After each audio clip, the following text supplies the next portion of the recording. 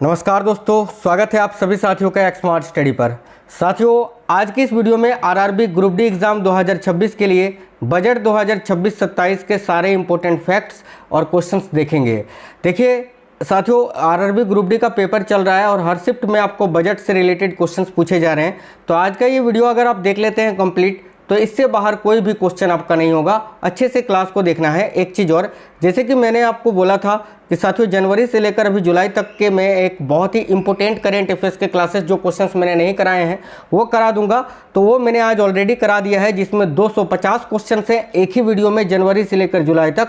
उस वीडियो को अगर आपने नहीं देखा है तो जाकर देख लेना। और उससे पहले के जो करेंट अफेयर्स के क्लासेस मैंने कराए हैं जब से आपका पेपर स्टार्ट हुआ है तब से, उन वीडियो को भी जरूर देख लेना। कोई भी क्वेश्चन आपका नहीं छूटेगा। तो चलिए बिना देरी किए क्लास को शुरू करते हैं, देखते हैं क्वेश्चंस। साथियों, एमसीक्यू क्वेश्चन बाद में सॉल्व करेंगे। सबसे पहले आपको सारा सारांश दे देते हैं जिससे कि आपका सब कुछ क्लियर हो जाए। ध्यान से देखिएगा। देखिए इंपॉर्टेंट पॉइंट्स सारे के सारे मैं बता रहा हूं, ध्यान से देखना। जैसे कि साथियों 1 फरवरी 2026 को संसद में भारत का आम बजट 2026-27 केंद्रीय वित्त मंत्री निर्मला सीतारमण जी ने पेश किया। ठीक है, याद रखना। देखो, निर्मला सीतारमण ने 9 बार भारतीय बजट पेश करने वाली ये पहली भारतीय महिला बन गई हैं। यानी अभी निर्मला सीतारमण जी ने जो 1 फरवरी 2026 को बजट पेश किया था, वो उनके द्वारा बजट पेश किया गया कितनावा बजट था? तो नौवा बजट। और ऐसा करने वाली ये पहली महिला वित्त मंत्री बन गई हैं, ये आपको याद रखना है। अगला पॉइंट है साथियों, 2026 में भारतीय इतिहास में पहली बार ऐसा हुआ था कि रविवार को बजट पेश किया गया था। कब? तो भारतीय इतिहास में ऐसा पहली बार हुआ कि रविवार के दिन बजट पेश किया गया था। पॉइंट याद रखना है। आगे देखिए, बजट 2026 के अनुसार 2026-27 में भारत सरकार की कुल आय यानी बिना कर्ज वाली कितना हो गया है? तो 36.5 लाख करोड़ रुपये होगी, याद रखना। और इसमें कर प्राप्तियों का अनुमान कितना है? तो 28.7 लाख करोड़ रुपये। देखिए 2026-27 में सरकार का कुल खर्च का अनुमान कितना है, कुल व्यय कितना है? तो 53.5 लाख करोड़। बहुत इंपॉर्टेंट पॉइंट है, क्वेश्चन डायरेक्ट पूछा जाएगा कि 2026-27 के बजट में कुल व्यय का अनुमान कितना है? तो याद रखना 53.5 लाख करोड़ रुपये। ठीक है। देखिए, इनकम टैक्स स्लैब में कोई भी बदलाव नहीं किया गया था इस बार, ये आपको याद रखना है। अगर पूछे कि बजट 2026-27 में इनकम टैक्स स्लैब में कौन सा परिवर्तन हुआ, तो आपको ये माइंड में रखना है कि कोई भी बदलाव नहीं किया गया है। आगे देखिए साथियों, अगला पॉइंट है कि अगर किसी करदाता की आय में गड़बड़ी पाई जाती है या टैक्स छिपाया गया है तो अब उसे जेल की सज़ा नहीं होगी, केवल जुर्माना यानी पेनल्टी भरकर मामला रफा दफा कर दिया जाएगा। ठीक है। इसके अलावा साथियों, बजट 2026-27 की बात करें तो नया इनकम टैक्स एक्ट जो है ना 2025, ये कब से लागू होगा? तो 1 अप्रैल 2026 से लागू हुआ। तो ये डायरेक्ट पूछा जाएगा, तो याद रखना कब से लागू हुआ है? 1 अप्रैल 2026 से। देखिए, बजट 2026 में सस्ता हुआ था क्या क्या, मैं आपको यहाँ बता देता हूँ। जैसे कि सोलर सामान, जूते, ईवी बैटरी, ओवन, इसके अलावा 17 प्रकार की कैंसर की दवाएँ व 7 गंभीर रोगों की दवाएँ, कपड़ा, सीएनजी, विदेश यात्रा और एयरक्राफ्ट पार्ट्स जो थे ये आपके सस्ते हुए थे। महंगा क्या क्या हुआ था? तो इसमें महंगा हुआ था शराब, स्क्रैप और खनिज। आगे देखिए साथियों, इसके अलावा बहुत इंपॉर्टेंट बात है, ये याद रखना, भारत के हर जिले में एक गर्ल्स हॉस्टल खोलने की या खोले जाने की घोषणा बजट 2026-27 में की गई थी। ये पॉइंट बहुत इंपॉर्टेंट है, याद रखना। इसके अलावा देखिएगा, देश पर कर्ज का बोझ कम करने के लिए कर्ज और जीडीपी का अनुपात 2026-27 में घटकर 55.6% रहने का अनुमान है, जो कि पिछले साल कितना था? तो 56.1% था। तो ये भी पॉइंट बहुत इंपॉर्टेंट है, याद रखना। इसके अलावा साथियों, राजकोषीय घाटे की बात करें, डबल स्टार मार्क कर लीजिए, ऑलरेडी आपके पेपर में ये पूछ चुका है। ठीक है। तो राजकोषीय घाटे का जो लक्ष्य है वो कुल जीडीपी का 4.3% रखा गया है, 4.3%, जो कि पिछले साल कितना था? तो 4.4% था। इसके अलावा देखिएगा, विदेशी टूर पैकेज पर टीसीएस दर को 5 से 20% से घटाकर 2% कर दिया है। बहुत इंपॉर्टेंट है, डायरेक्ट पूछेगा कि बजट 2026-27 में विदेशी टूर पैकेज पर टीसीएस दर जो है वो वर्तमान में कितना है, या फिर पहले 5 से 20% था, इसको घटाकर कितना कर दिया है, तो 2%। आगे देखिएगा, पर्सनल यूज़ के लिए, देखिए पर्सनल यूज़ के लिए इम्पोर्टेड सामान पर कस्टम ड्यूटी जो है ना वो 20% से घटाकर कितनी कर दी गई है, तो 10% कर दी गई है। इसके अलावा देखिएगा, विमान के पार्ट्स, माइक्रोवेव ओवन पार्ट्स और कुछ रॉ मटेरियल पर बेसिक कस्टम ड्यूटी में छूट या उसको ख़त्म कर दिया गया है। इसके अलावा देखिएगा, श्रम प्रधान टेक्सटाइल सेक्टर को बढ़ावा देने के लिए इंटीग्रेटेड प्रोग्राम का प्रस्ताव रखा गया। इसके अलावा बहुत इंपॉर्टेंट ये पॉइंट है कि सेमीकंडक्टर 2.0 इसमें लॉन्च किया गया। बजट 2026-27 में सेमीकंडक्टर मिशन 2.0 को लॉन्च किया गया था, ठीक है। इसके अलावा देखिएगा, खनिज समृद्ध राज्यों जैसे कि उड़ीसा, केरल, आंध्र प्रदेश और तमिलनाडु को डेडिकेटेड रेयर अर्थ कॉरिडोर स्थापित करने में सहायता देने का प्रस्ताव रखा गया। इसके अलावा साथियों, ये भी बहुत इंपॉर्टेंट पॉइंट है कि बायोफार्मा सेक्टर के लिए अगले 5 साल में 10,000 करोड़ रुपए का आवंटन का प्रावधान किया गया है। तो पूछा जाएगा कि बताइए, बजट 2026-27 में बायोफार्मा सेक्टर के लिए अगले 5 साल में कितने रुपए के आवंटन का प्रावधान किया गया है, तो भाई याद रखना 10,000 करोड़ रुपए का। अगला देखिएगा, इंपॉर्टेंट पॉइंट है कि सूक्ष्म लघु और मध्यम उद्यम यानी MSME के लिए 10,000 करोड़ रुपए का आवंटन का प्रावधान किया गया है। तो याद रखना, सूक्ष्म लघु और मध्यम उद्यम के लिए कितने रुपए का आवंटन किया गया, तो 10,000 करोड़ का। इसके अलावा देखिएगा, उच्च शिक्षा में 3 नए राष्ट्रीय औषधि शिक्षा एवं अनुसंधान संस्थान और 3 आयुर्वेदिक बनाने का प्रावधान इसमें रखा गया है।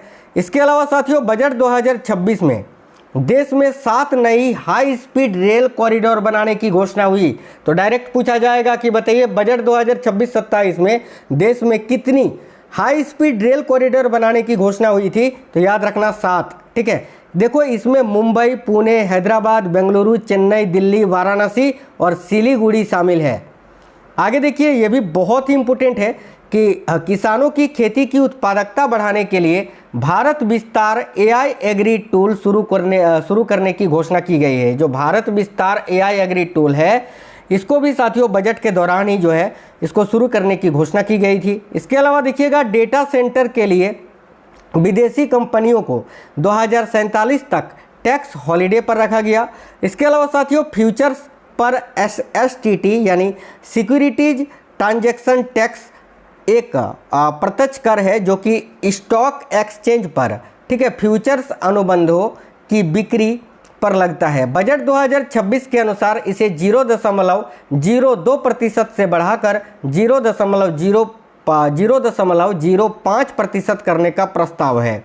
इसके अलावा ऑप्शंस प्रीमियम पर STT की बात करें तो 0.10% से बढ़ाकर इसको 0.15% कर दिया गया है।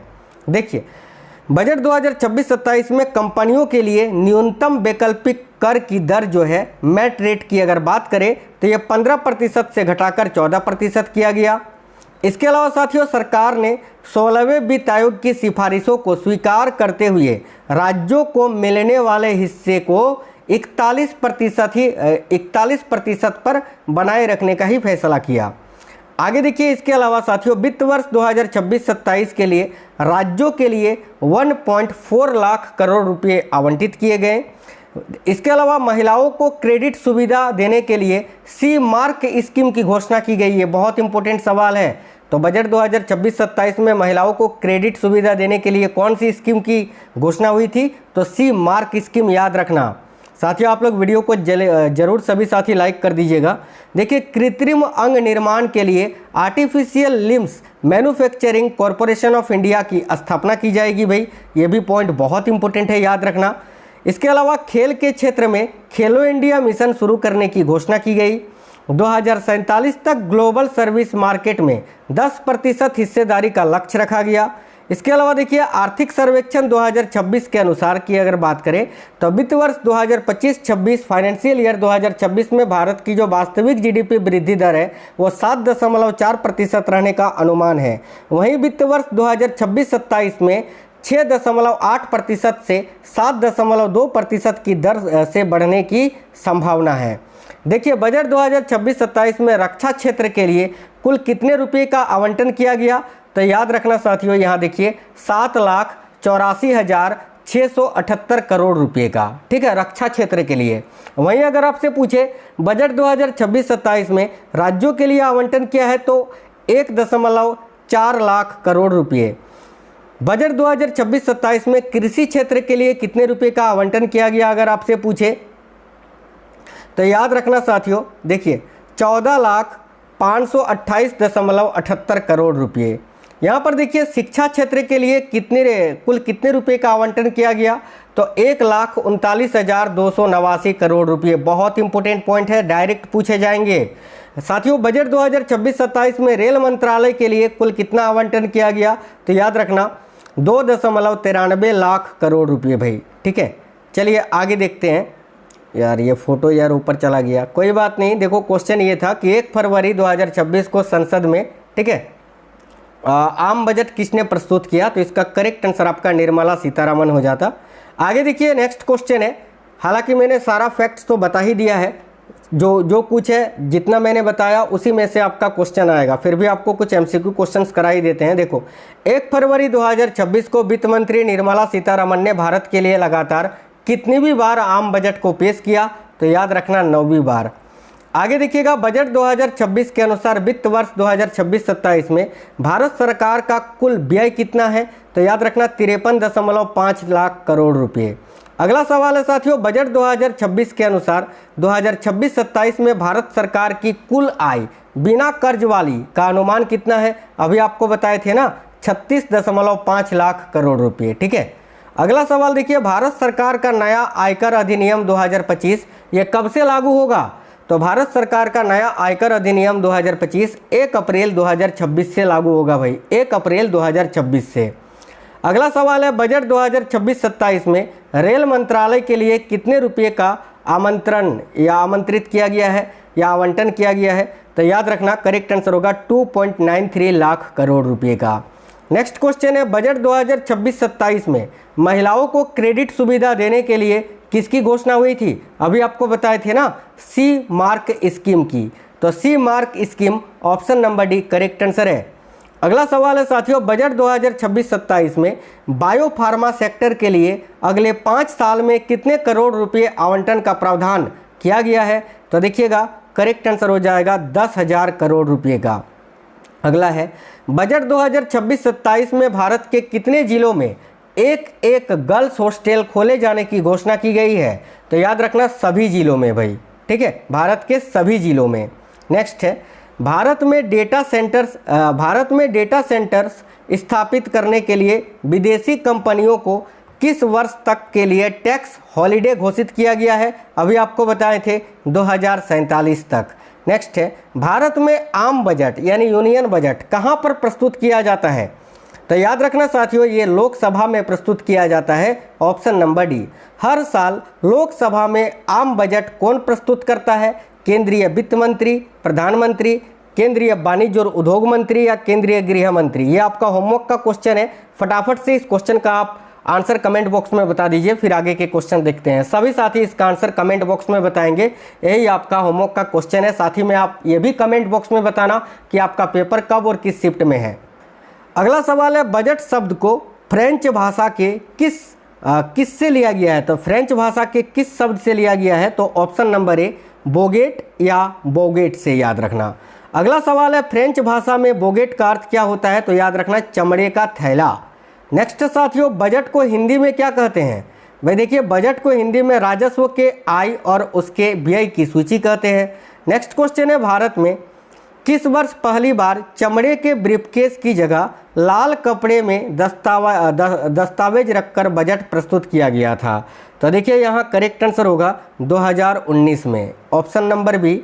अगला सवाल है, भारत में बजट बनाने वाली टीम के अधिकारियों के संबंध में निम्न में से कौन सा कथन सत्य है, ए में है कि बजट संसद में बजट पेश होने तक उन्हें एक स्थान पर बंद रखा जाता है, बिल्कुल सही है, ठीक है। उनका मोबाइल फ़ोन ले लिया जाता है ताकि बजट से संबंधित कोई भी जानकारी लीक ना हो, बिल्कुल। सी में लिखा हुआ है उन्हें अपने घर जाने या परिवार से मिलने की अनुमति नहीं होती है, बिल्कुल। उपयुक्त सभी कथन सत्य है भाई, याद रखना।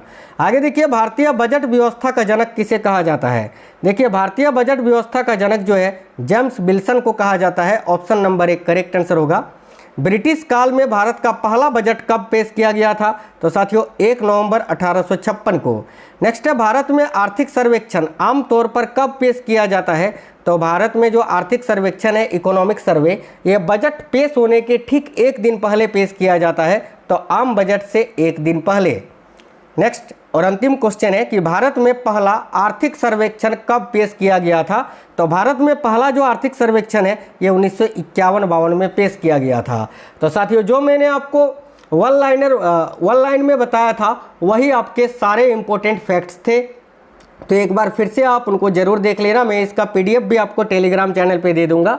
वीडियो के डिस्क्रिप्शन में लिंक है, टेलीग्राम चैनल को आप जरूर ज्वाइन करके रखना। तो वीडियो को लाइक करना, दोस्तों के साथ जरूर शेयर करना। जो भी साथी नए हैं चैनल को सब्सक्राइब कर लीजिएगा। मिलते हैं आपसे नेक्स्ट वीडियो में। जय हिंद, वंदे मातरम साथियों।